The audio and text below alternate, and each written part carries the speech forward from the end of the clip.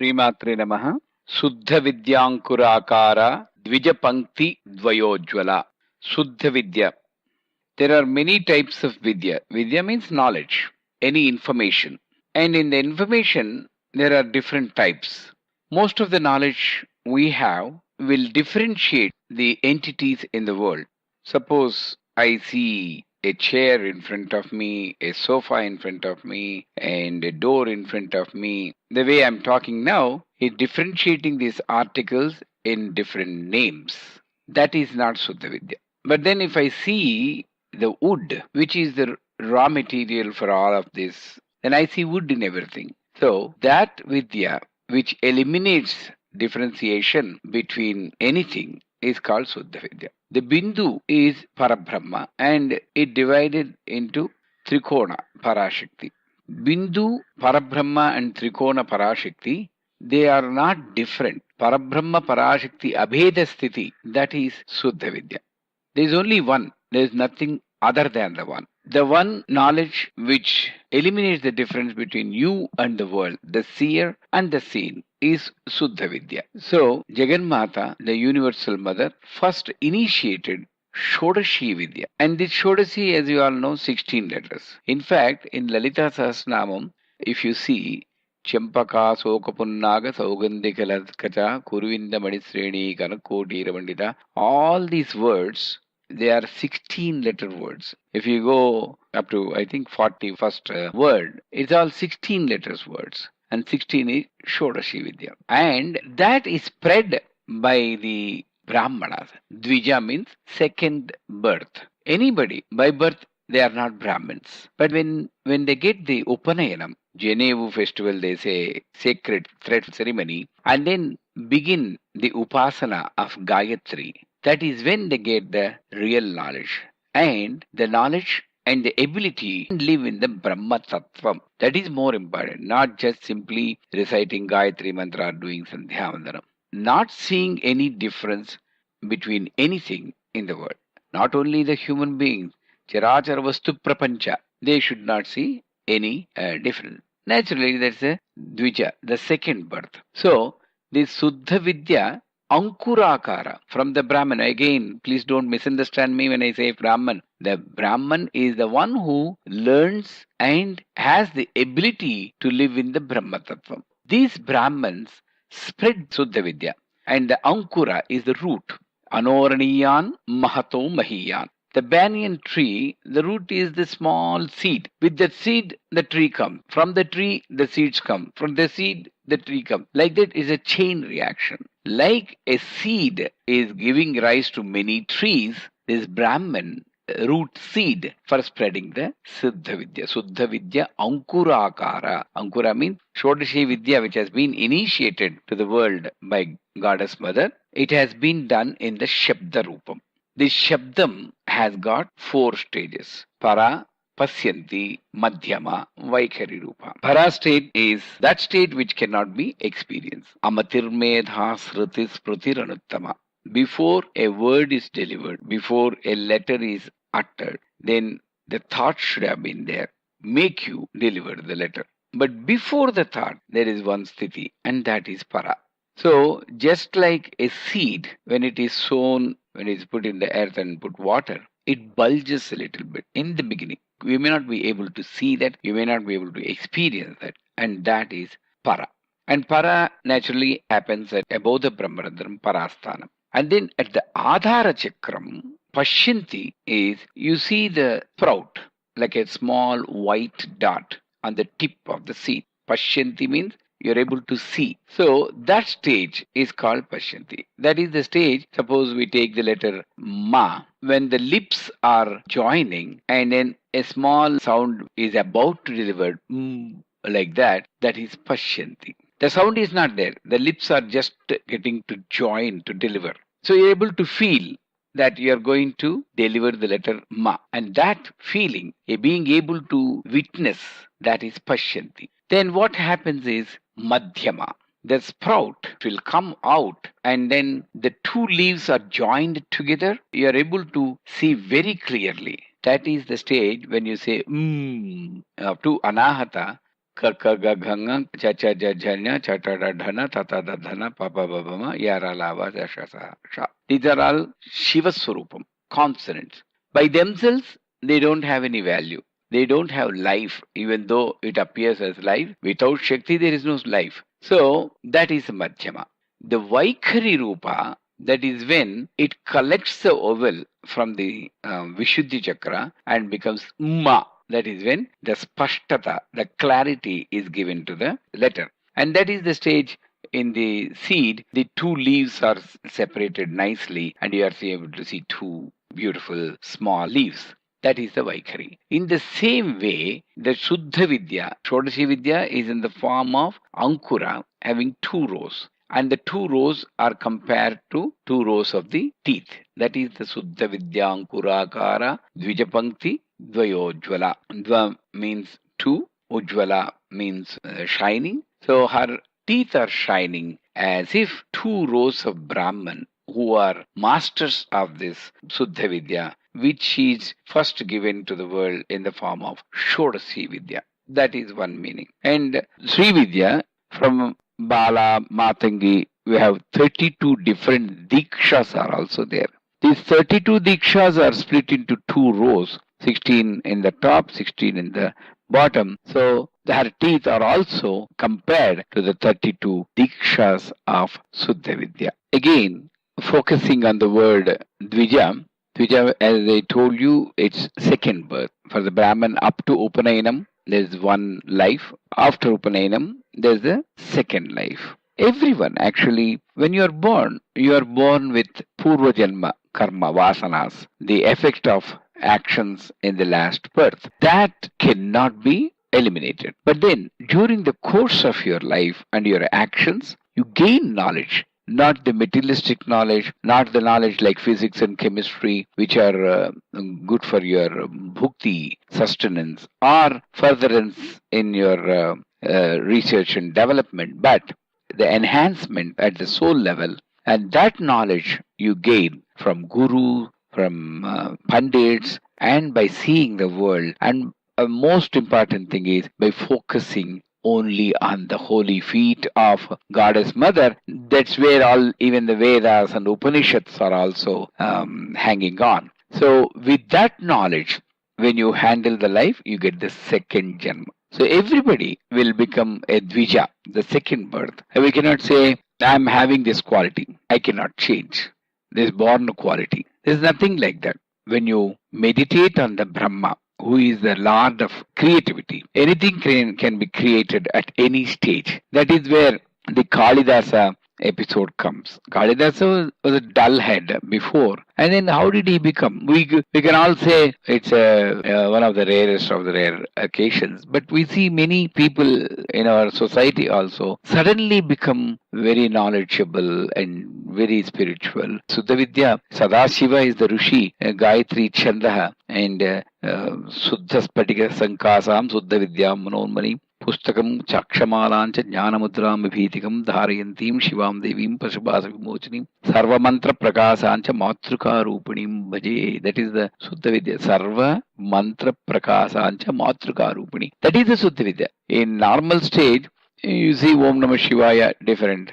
That is belonging to Sadashiva. Om Srim Ring Klim Aim Saum Saravana Bhavaya Namaha. That belongs to Subramanya. So you differentiate. But you forget that in all these mantras, Sarva Mantra Prakasancha Matruka Avarana Rupini, there are letters. And in the letters, there is a vowel sound which gives the life to the letter. That's the Shakti. And that vowel is Matruka. That vowel is the mother. And that is everywhere, even in the normal talk. So you cannot differentiate the Shabda. You cannot differentiate the form. The energy in the form, the static energy, the dynamic energy, the Prana Shakti, Jada Shakti, Jadatmika, Prana Shakti, Paradevata, all these things, there's one in common, Prana Shakti. And when you focus on that, there's only one thing. That is Suddha Vidya, Shabda, Rupa, all the things. And Rasa also. You have different rasas, but then in every rasa, if you identify and differentiate every rasa, then you have Krodha, Kama, all these things that comes under Arishadvarga. But then behind everything,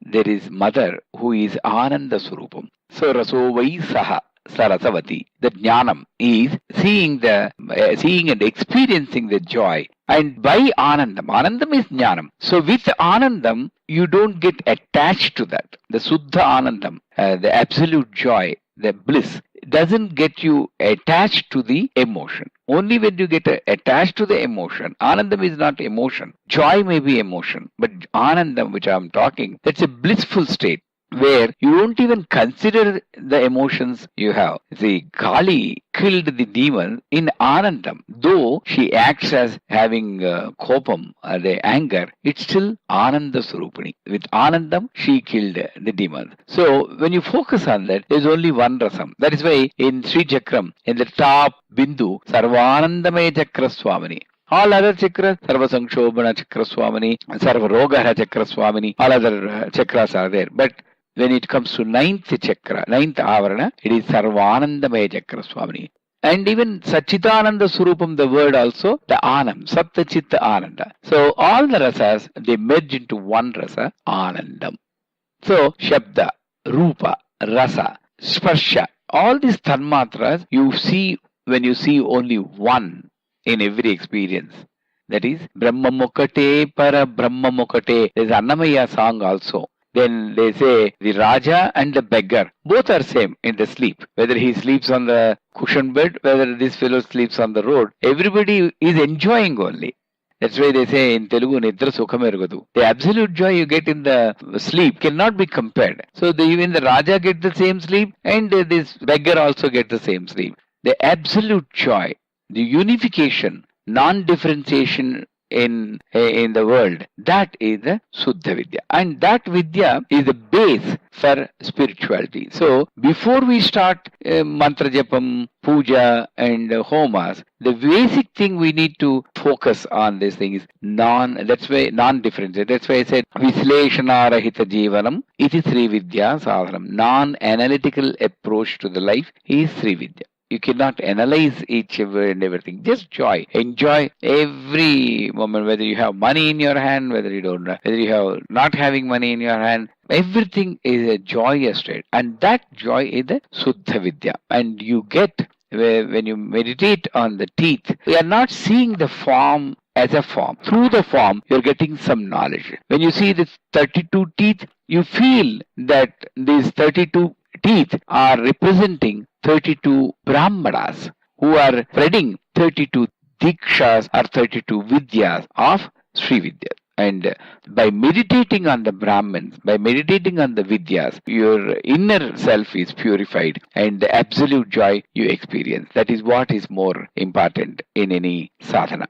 Karpura-vitikamoda samakarsha digantara. Karpura-vitika is the name for tambulam, in which the Karpura word refers to edible camphor, Vitika refers to betel leaf. Normally, a pan is made up of Pugipala Samayaktam, Nagavalli Dalayutam, Mukta Churnena Samyuktam, Tambulam Pradeshitam. You have two betel leaves, betel nut, and then either lime or edible camphor. That is the normal tambulam. But then the pan tambulam, which is chewed by Goddess Mother, has got some more ingredients, namely ilachi powder, saffron, and also nutmeg and tailed pepper and jajikaya, japatri. Jajikaya is nutmeg. These mix it together, and then there's some more kachu, they say, brown type paste they apply to the leaf, putting all the ingredients so that the mixture will make the tongue red. All these different ingredients are mixed, and that is the tambulam. So that is Karpura-vitika, Sugandhabarita tambulam, Surabhi tambulam. And then the next word is Amoda Samakarsha. Depending on the effect of the fragrance, these two different names are used. Amoda given for that kind of fragrance which will travel miles and miles forward. And Samakarsha is that kind of fragrance which will give joy to the manas, the one who is enjoying. Anyone comes close to that fragrance, their hearts will be filled with joy. Digantara, the joy knows no boundaries. It's beyond limits. That is one meaning. And also, the poetic description of this is there are 10 Dikpalakas, including the top and the bottom. They are all in the nature as if surrounding the goddess mother who is chewing the pan. And these Dikpalakas are waiting to have a small portion of the tambulam. When you chew the tambulam, all the essence is grabbed by you, and then the last and the leftover thing will be there, and then they spit it because there is nothing in that. Even that, if they get, their jarmas are fulfilled, their lives are fulfilled. If that intention, these Dikpalakas are surrounding Goddess Mother in a way to get that. Some Dikpalakas are satisfied with the just a fragrance, and some Dikpalakas are just waiting to catch it. I mean, it's a poetic description. Tambula Sevanam is a part of daily ritual for a Srividya Upasaka. Anything in Lalitha Sahasranama is only tattva. That's why it said Lalita Rahasyanama Sahasra Stotra Kathanam. Many people give a wrong interpretation to that. Oh, it is a very rahasyam, it should not be told to anyone. Well, that's a meaning, again external meaning. But the rahasyam is, externally it may give a meaning, but internally, if you go deeper, the actual tattvam you can enjoy. That's why the last word we said, Navavidruma Vimba Srinyakara Radanachada or Dasanachada. The Vidruma is coral, and for getting the coral, you have to go deep into the sea. In the same way, for getting the tattva, you have to go beyond the literal meaning. So, Tambulam is a combination of Sattva Rajastamo Guna.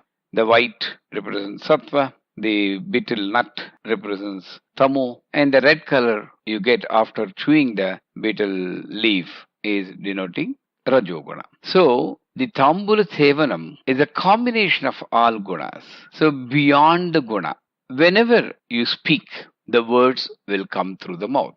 And for a speech, there is a quality of speech. The speech, whatever you speak, should be soft in nature, Sattvaguna. Very soothing to the person who is hearing. Further, it needs to have that kind of, at that level of audible sound as is necessary for the other person to hear. And also, the speech should be meaningful.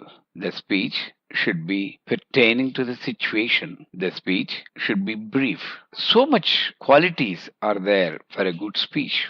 The speech should not move away from the Sat Chit Ananda. The speech should be beyond the gunas. When you have the speech, that's why there is no emotion except love in the speech. When all these qualities are combined together, naturally, everybody will be longing to be close to that person, to hear, because they get solaced by just talking to the person. That's why they come to the Guru. So, that soothing words will be a raindrop in desert, and they love to have that. So this kind of speech beyond the gunas is represented by the Surabhi Tambulam. That's why they say that Tambulam which gives happiness to the person who is close to the Tambulam. So as a Upasaka, Tambula Sevanam is a must. I told you that doesn't mean that you have to, from the morning to the dawn to the dusk, you have to be chewing the Tambulam and say, oh, I'm a great Upasaka. No. That speech beyond these three gunas are represented by Karpura-vitikamoda, samakarsha, digantara. Sri Maatre Namaha.